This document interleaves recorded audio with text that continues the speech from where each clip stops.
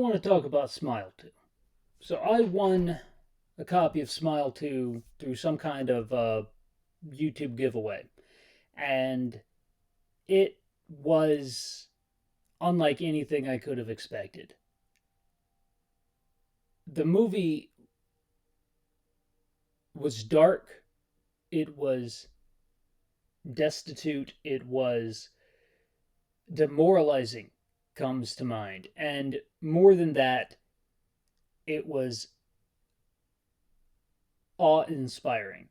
What they've done with this strange concept of a smiling disease spread through the eyes, through a visual element, a metaphysical demon, a sickness, a virus. What is this thing? Is astounding because they truly take it and they've raised it to the next level, and they've done an excellent job of it.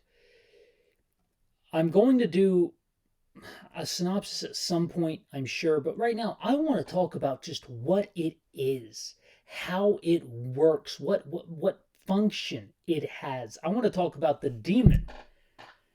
That is what I'm going to refer to as Mr. Smile, and what it wants, because that's still completely unclear to me. Thanks. Like and subscribe if you're having a good time. And without further ado, let's talk about this. It's going to be rough.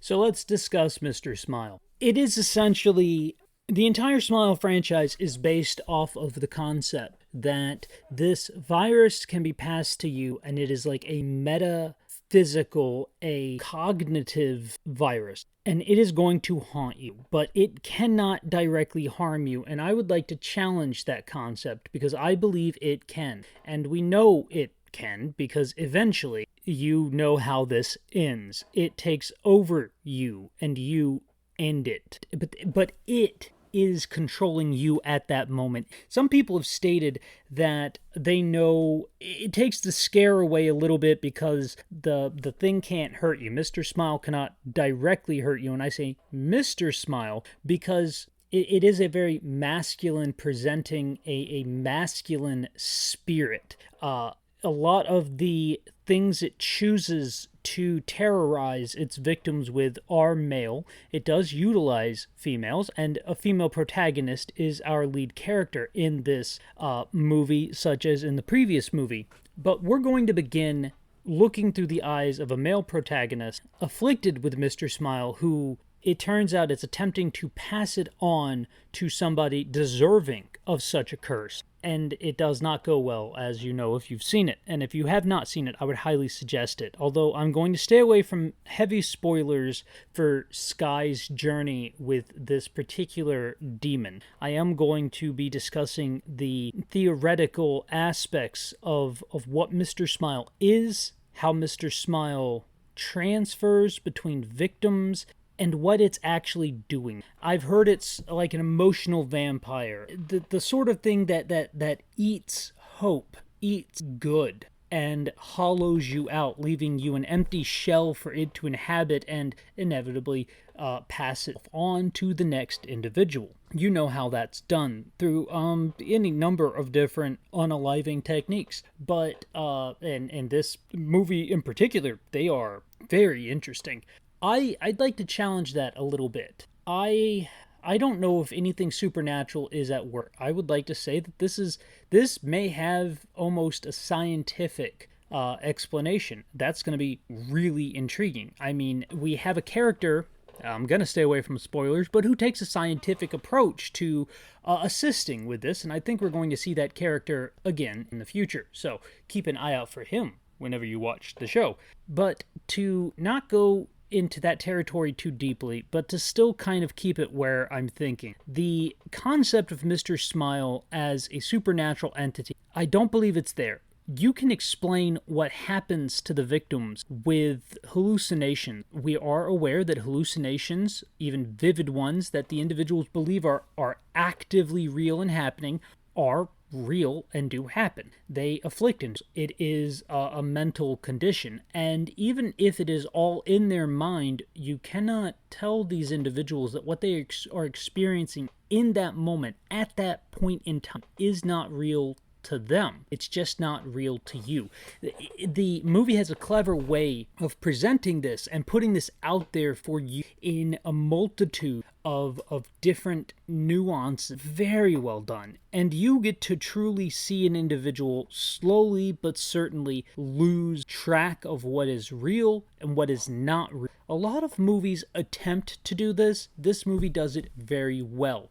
I would like to now talk about the themes that we have in this particular film, Upside Down. A lot of the times the camera work, the cinematography is doing heavy lifting for the audience, and you're not even aware that this is affecting the way that you're seeing the characters, you're seeing the world, and you're seeing the story. When the camera is upside down and then it zooms in and twists right side up, you are subtly getting a subconscious sort of vibe that this is not normal, that this character's life is being turned upside down. And no matter what they are doing to try to right this ship, it will not work. There's also a lot of symbolism with glass in this particular movie.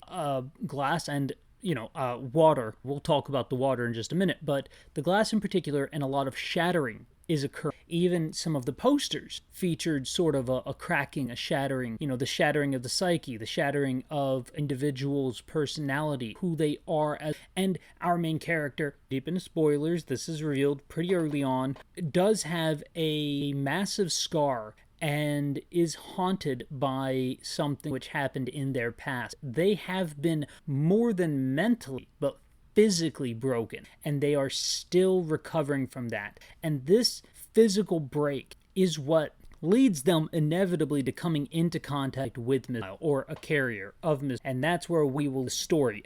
It's an extremely good film, but I believe the glass, because it shows up so many, is a figurative metaphor for our character's psyche, but more than that, it showcases the fragility of what it means to be human, what it means to be sane, and what it feels. And once it's broken, it cannot. The glass harms our character. It affects the character in many different ways. Keep an eye out while you're watching the film for any reference to glass, shattering, shards, that sort of thing, because it is going to inevitably conclusion something that was once whole is now broken and can never be made whole again. Even if you glue all the pieces together, it's going to have cracks. Things will through. Now that brings us to water. Water as a stand-in for addiction, as a stand-in specifically Voss water, and that's just blatant product. But it's more than that, it is utilized consistently to push this idea that the individual recovering and the water is an important aspect of that. But it's a stand-in. It is a temporary fix, quote unquote.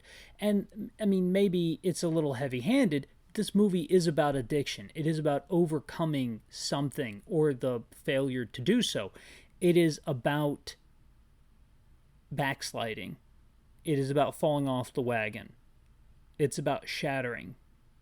It's about not being able to make yourself whole again. It is about broken friendships, broken promises, broken commitments. It's about being broken.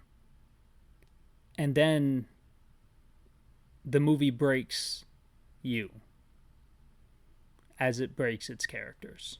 What is Mr. Smile? Mr. Smile is the American dream.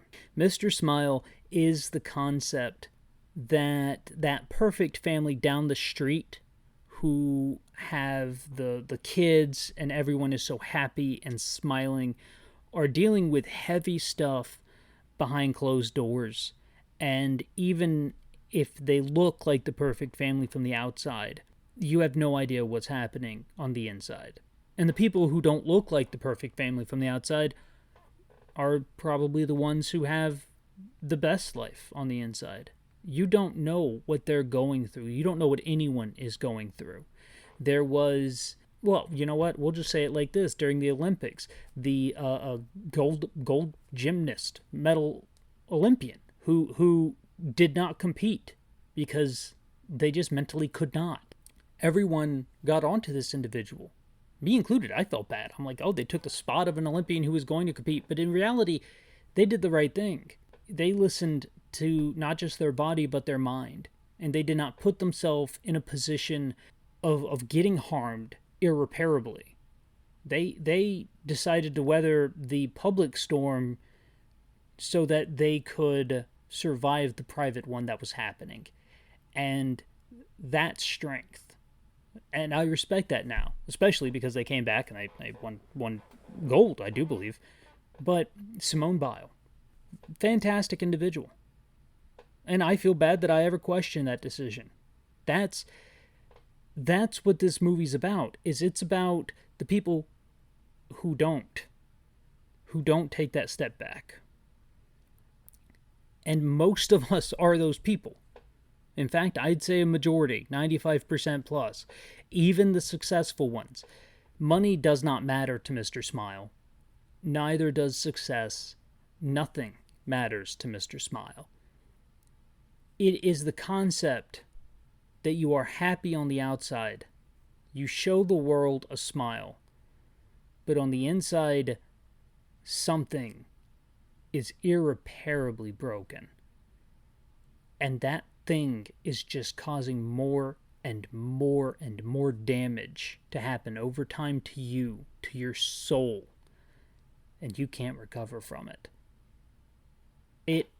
It tells you why successful people sometimes exit stage left.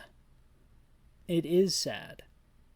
And I think what's worse is the concept that there is no particular cure or fix, which is the one part I feel the movie kind of lets us down metaphorically.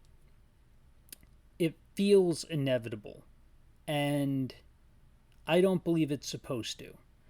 I don't like the hopeless aspect of Mr. Smile, of Smile. I want some hope.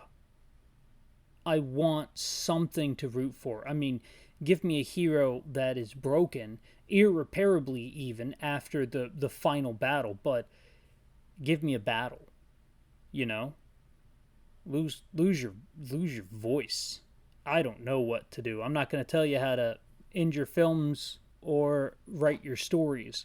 But metaphorically, I think on that one sense, it does let us down. So, Smile 2, and I will say this, head and shoulders above the first. They took the concept that I thought was kind of a one-trick pony thing, and they really showed us that, especially the director, who I also believe wrote it, that they have some very creative concepts. They can put forward a big story that is really well done, and they can do it with a star that is basically being Miley Cyrus pre Wrecking Ball, and it's pretty amazing. I absolutely loved it, and I'll be looking forward to the next one. Hopefully we can get one with that broken hero or heroine, female protagonist. We can get that person who can truly be the one who breaks the mold, and that's what I'm looking forward to in Smile 3. So I hope you enjoy Smile 2. Without further ado, I will let myself see you guys out. Thank you all for tuning in, listening to me, and kind of taking my thoughts on this. Mr. Smile is an enigma. Smile 2 was a very unique film. I would put it into the department of art house almost, but it's almost art gore house. I don't know what to call it. It's bloody, it's visceral, it's real, and it is inevitable. It is inevitable. So, thank you so much, and until I see y'all again, it's good to be seen. Bye, y'all.